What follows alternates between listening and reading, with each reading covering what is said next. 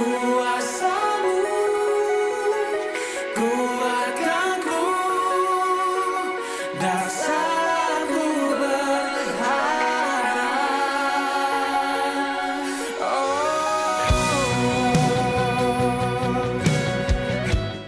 Selamat pagi teman-teman, bagaimana kabar kalian? Di hari yang baru ini kita dipertemukan kembali walau tidak bertatap muka. Namun kita harus percaya bahwa Tuhan ada di tengah-tengah kita. Sekarang kita akan memuji memuliakan nama Tuhan. Mari sama-sama kita nyanyikan sujud di altarnya.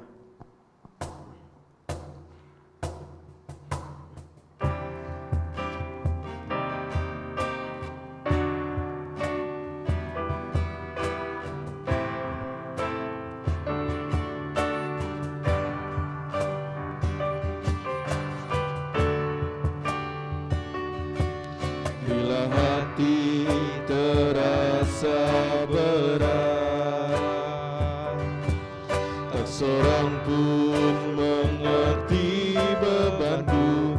Ku tanya Yesus, apa yang harus ku buat? Dia berfirman, mari datanglah. Dia selalu pedulikan aku. Ku datang Yesus, ya pikul segala bebanku. Sujud di altarnya, ku bawa hidupku. Ku terima anugerahnya, ya ampuniku dan bebaskanku. Dia ubah hidupku, barui hatiku. Sesuatu terjadi saat datang di altarnya.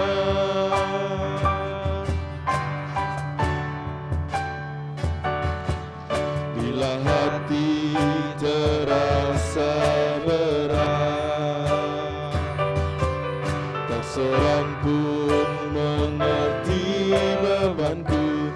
Ku tanya Yesus, apa yang harus ku buat? Dia berfirman, mari datanglah.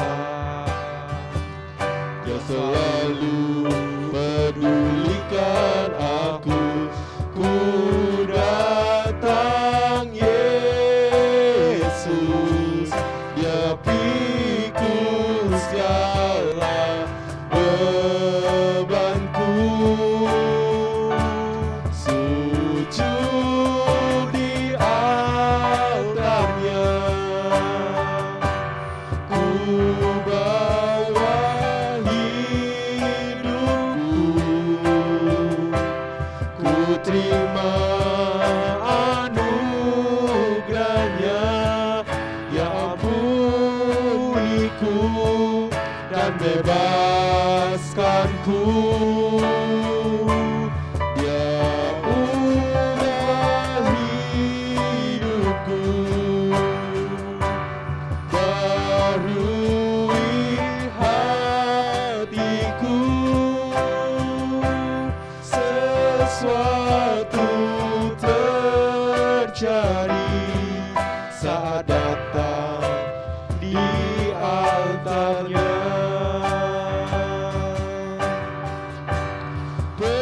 Pemulihan terjadi, mujizat terjadi. terjadi, kemenangan terjadi saat datang di altarnya.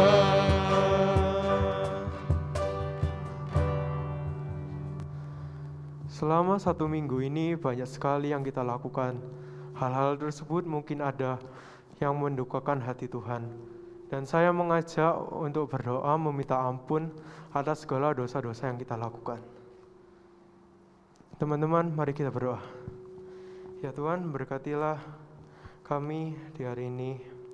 Kami kembali datang kepadamu meminta pengampunan dari-Mu atas segala dosa-dosa yang kami lakukan. Ya Tuhan, terima kasih atas penyertaan-Mu selama 1 minggu ini. Dalam nama Tuhan Yesus kami sudah berdoa dan mengucap syukur.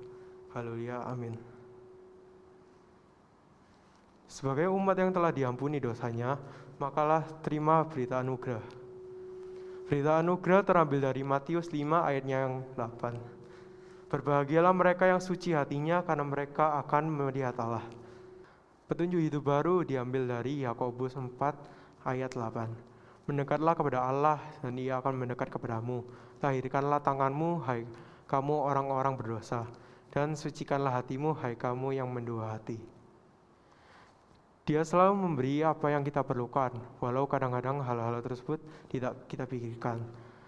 Karena kemurahannya, mari kita sama-sama menyanyikan lagu berkat kemurahan-Mu.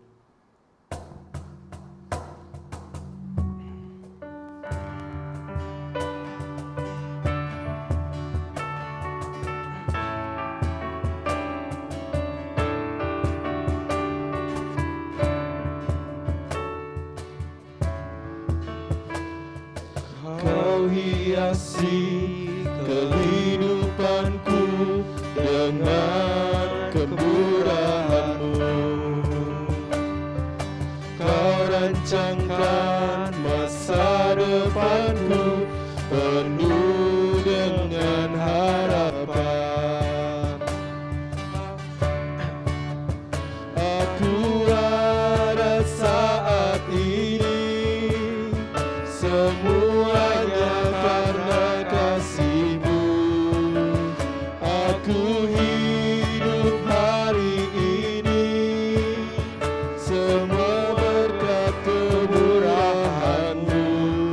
Terima kasih Yesus, Engkau sangat baik, teramat baik bagiku.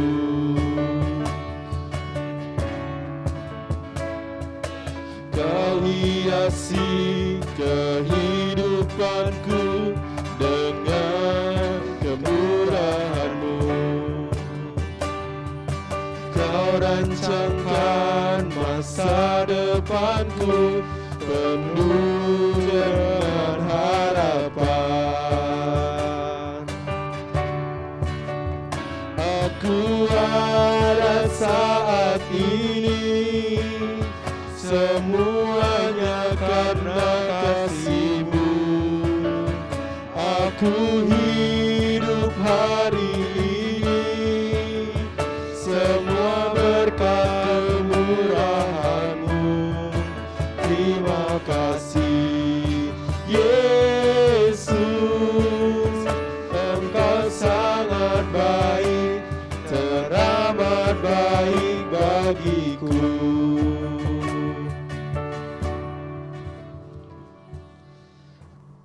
Karena kasih-Nya kita dapat melihat hari esok yang indah, dan karena kasih-Nya membuatku dan kalian tak gentar. Dan persiapkanlah hati kalian dan mendengarkan firman Tuhan dengan menyanyikan lagu sebab Dia hidup.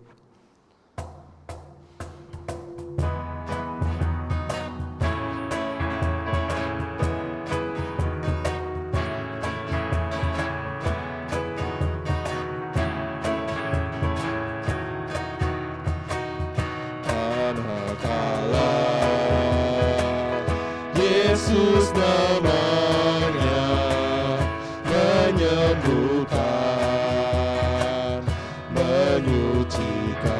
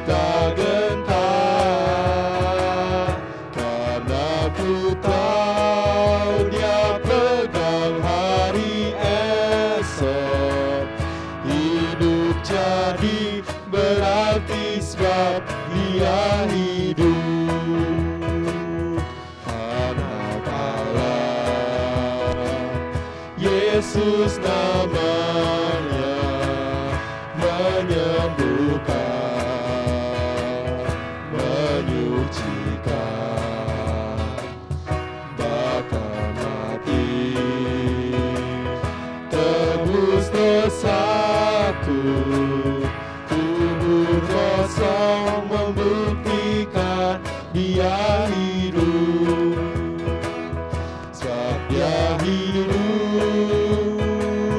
Ada hari esok, sebab Dia hidup. Ku tak gentar, karena ku tahu Dia pegang hari esok. Hidup jadi berarti sebab Dia hidup.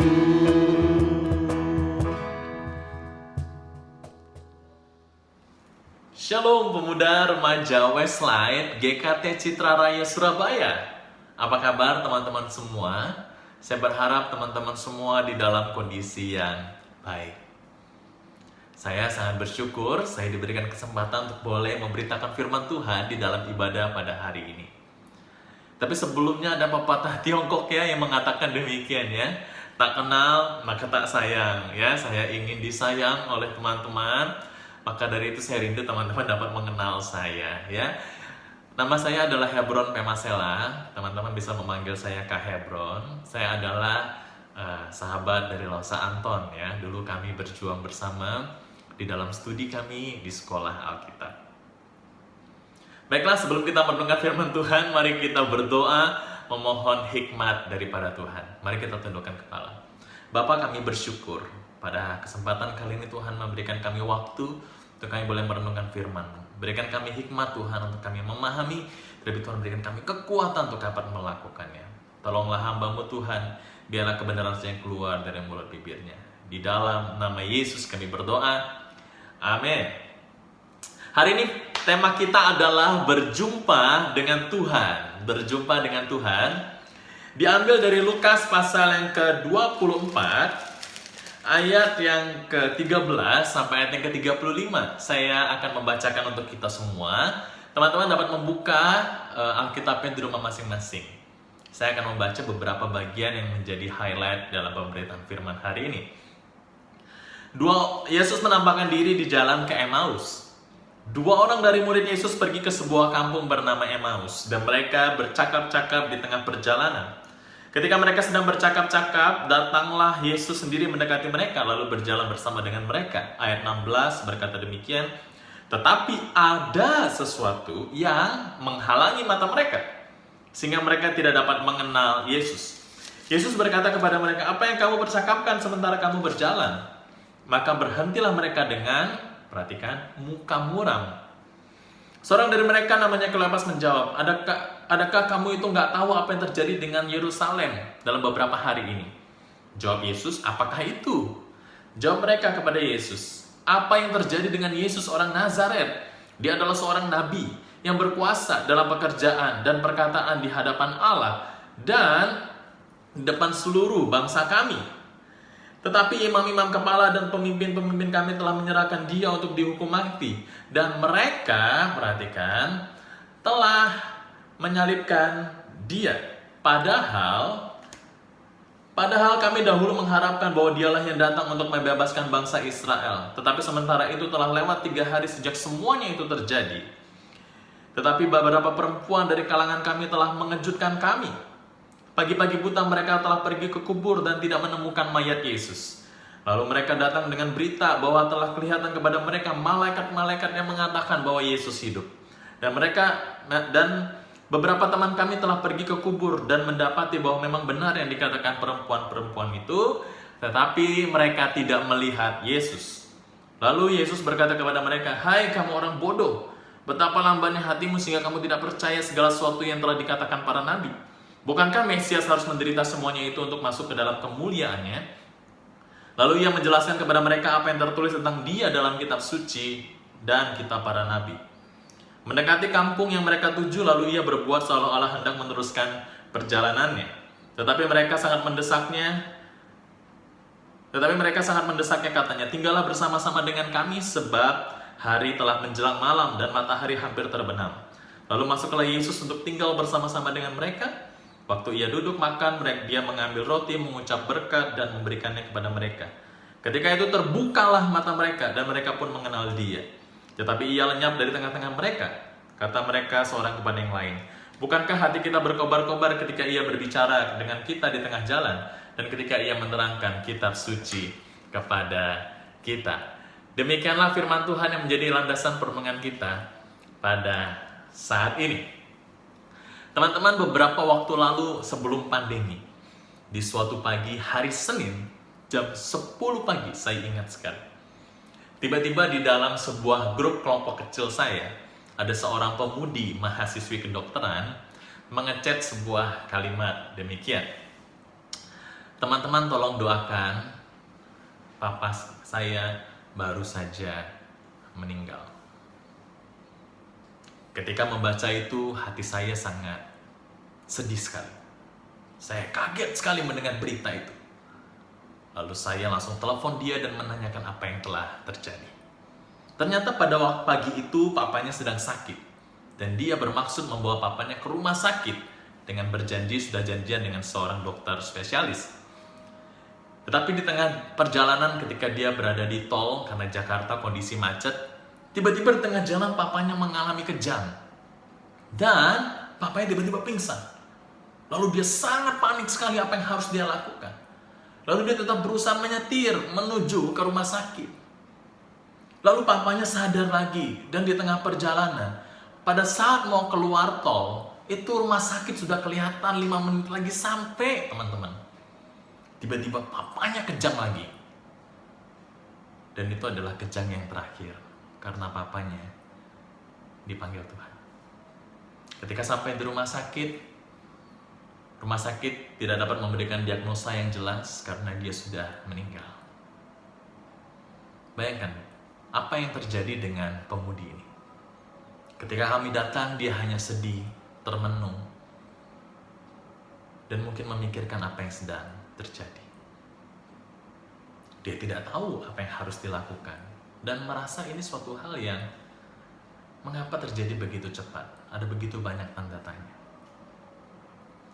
Teman-teman, kehilangan orang yang kita cintai pasti menimbulkan duka yang mendalam. Mungkin ada beberapa teman pernah mengalami kehilangan orang yang dicintai. Ketika mengalami kedukaan itu, seringkali pikiran kita itu tidak dapat fokus. Dan kita seringkali mungkin termenung dan tidak tahu apa yang terjadi dengan hidup ini. Sesungguhnya perasaan yang sama itu juga terjadi oleh para murid Tuhan. Mereka, di dalam teks yang baru saja kita baca, mereka baru saja mengalami dan melihat bahwa Yesus itu telah mati. Bayangkan, Yesus itu adalah guru yang paling mereka hormati, guru yang paling mereka sayangi, dekat dengan mereka. Kemanapun Yesus pergi, mereka ikut. Kemanapun Yesus melakukan mujizat, mereka ikut. Di dalam waktu-waktu yang lain, mereka tuh berdiskusi, berbincang dengan intim dengan Yesus. Dan mereka sangat mengharapkan banyak hal kepada Yesus.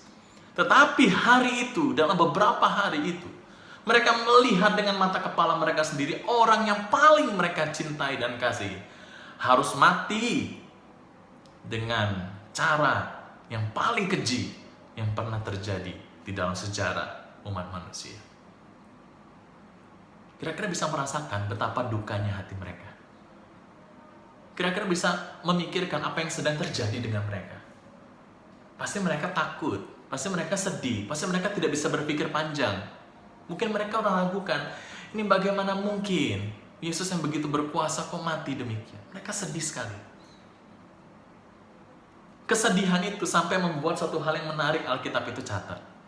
Waktu itu ada 2 murid Tuhan hendak pergi ke Emmaus. Lalu Yesus hadir di tengah-tengah mereka.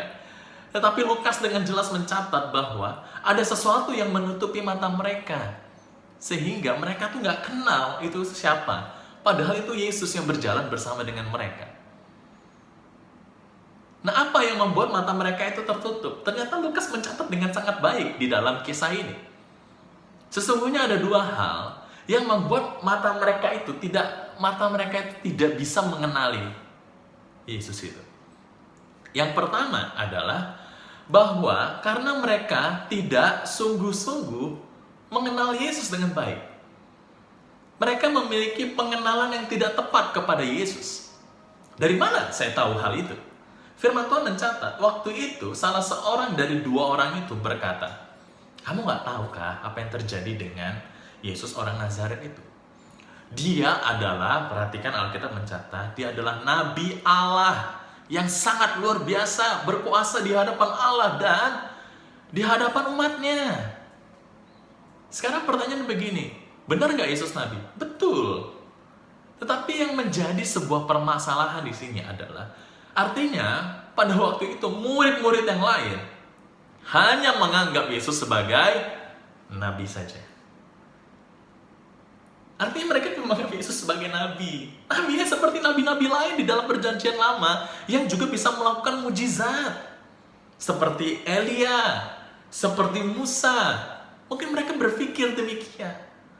Padahal Yesus sudah berkali-kali menunjukkan bahwa dia itu bukan sekedar nabi. Betul, dia itu bisa dikatakan salah satu jabatannya adalah nabi sebagai penyambung lidah Allah. Tapi dia lebih daripada nabi, dia adalah Tuhan. Dan ternyata selama ini para murid Tuhan itu tidak memahami hal itu. Yang kedua, mereka itu memiliki pengenalan yang tidak tepat dari mana? Perhatikan, Alkitab mencatat begini. Padahal kami dahulu mengharapkan bahwa dialah yang datang untuk membebaskan bangsa Israel. Dari apa? Dari perbudakan, penjajahan waktu itu. Artinya mereka berpikir apa? Yesus ini bisa melakukan banyak mujizat, kasih makan, membangkitkan orang mati, alam pun takluk sama dia. Berarti dia bisa kita jadikan pemimpin untuk mengusir para penjajah. Karena konsep mereka apa? Mesias dalam hal politik. Jadi mereka berpikir, Yesus ini Mesias dalam hal politik yang memang sudah diutus oleh Tuhan untuk mengusir para penjajah itu. Padahal Yesus ngomong berkali-kali bahwa dia itu bukan Mesias dalam hal itu. Bahwa dia datang untuk menyelamatkan umat manusia, bahkan menjadi tebusan bagi banyak orang. Sudah berapa puluh kali Yesus menyatakan hal itu. Tetapi mereka tidak memahami hal itu dengan baik. Jadi mereka bisa dikatakan, mereka itu memiliki pengenalan yang tidak tepat kepada Yesus.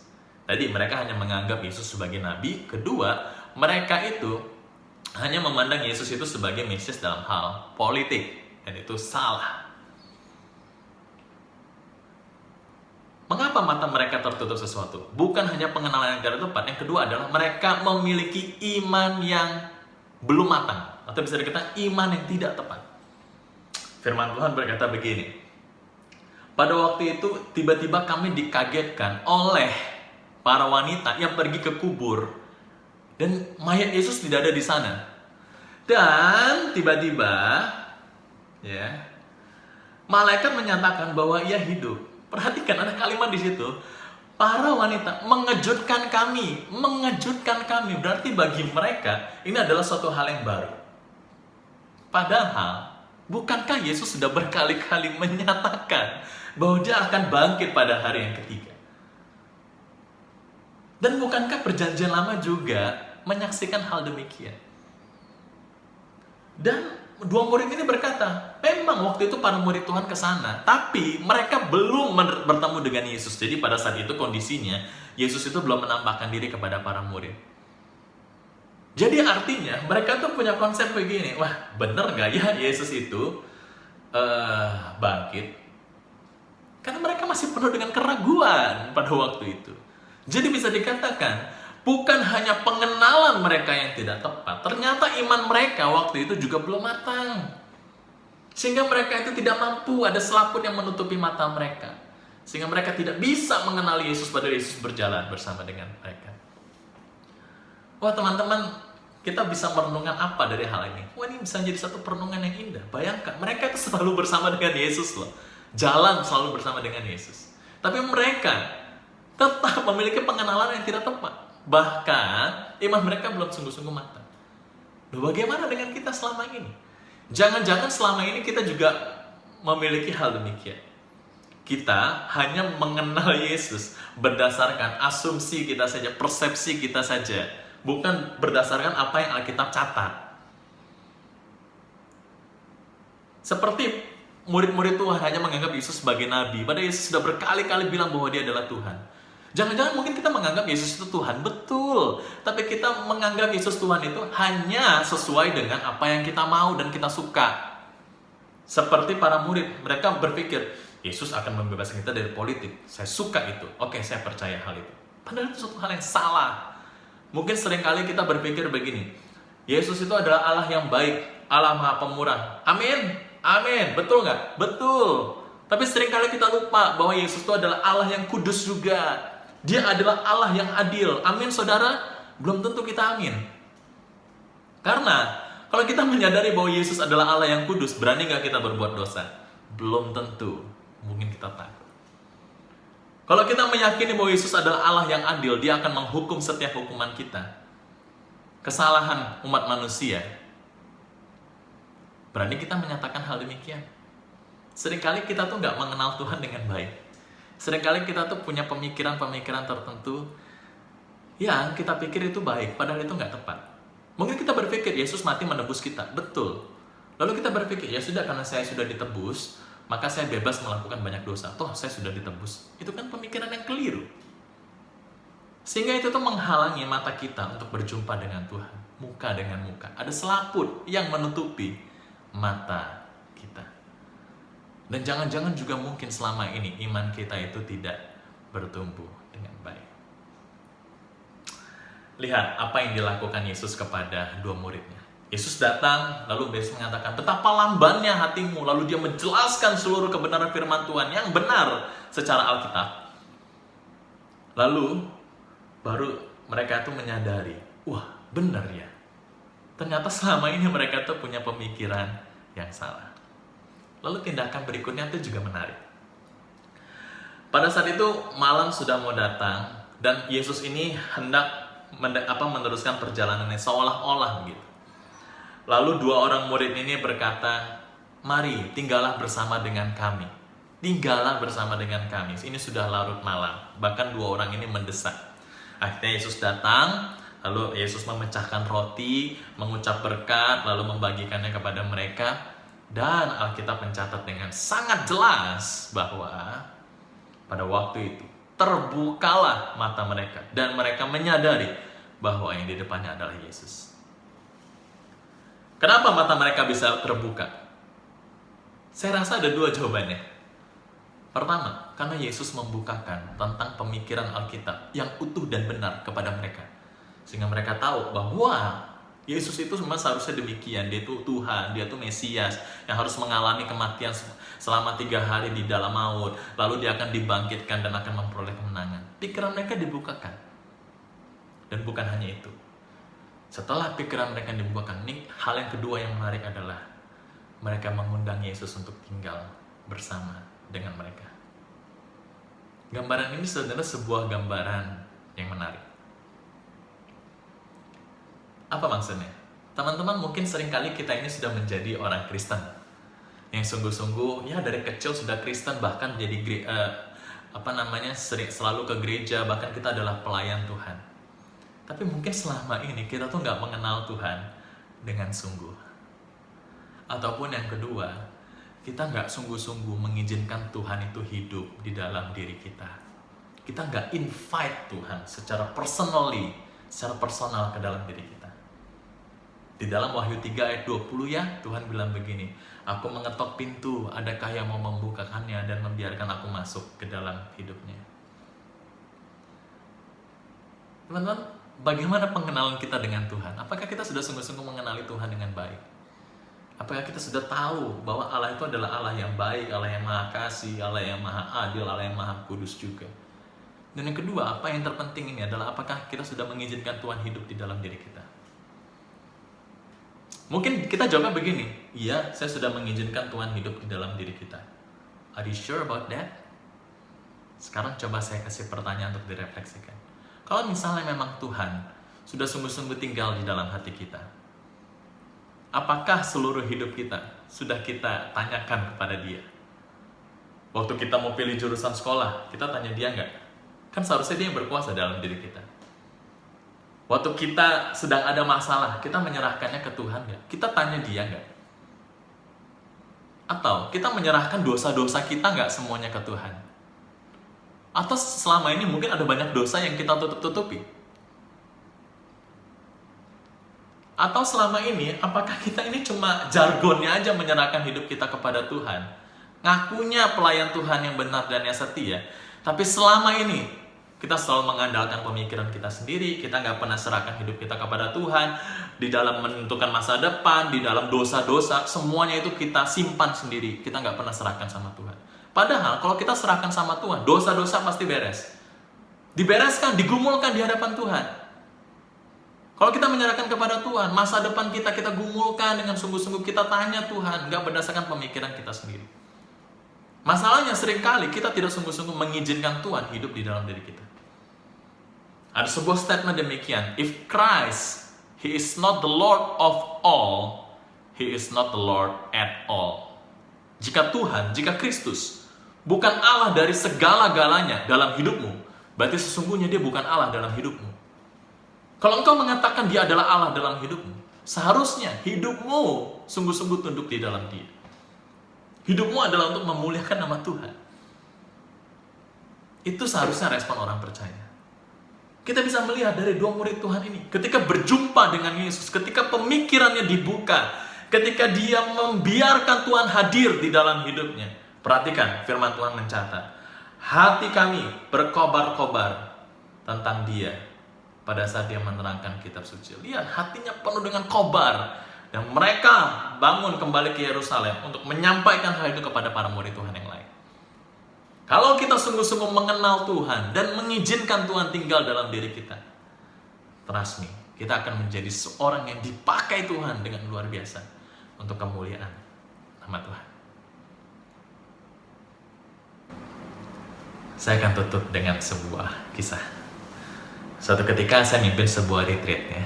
Di dalam sebuah retreat itu, tiba-tiba di tengah malam ada seorang yang mengetok kamar saya.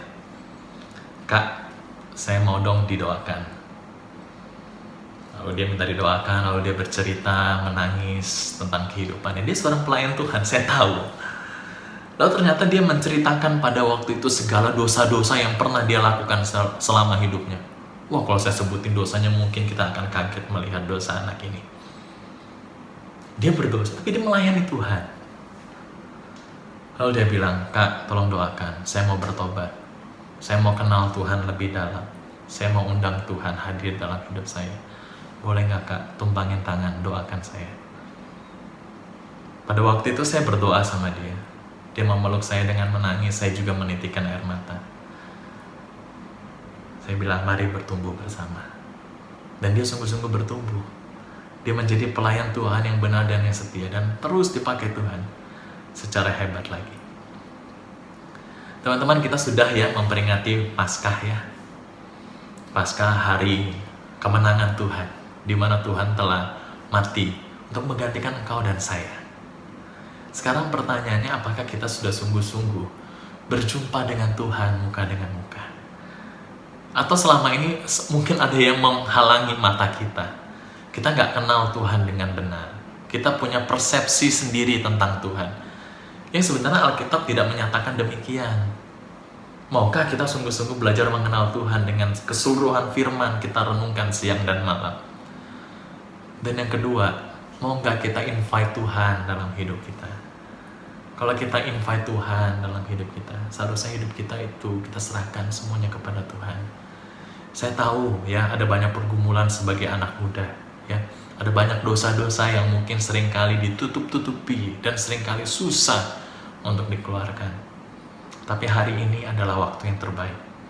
Kita sudah merenungkan masa-masa Paskah. Tuhan telah menang, masa kamu masih hidup dalam dosa?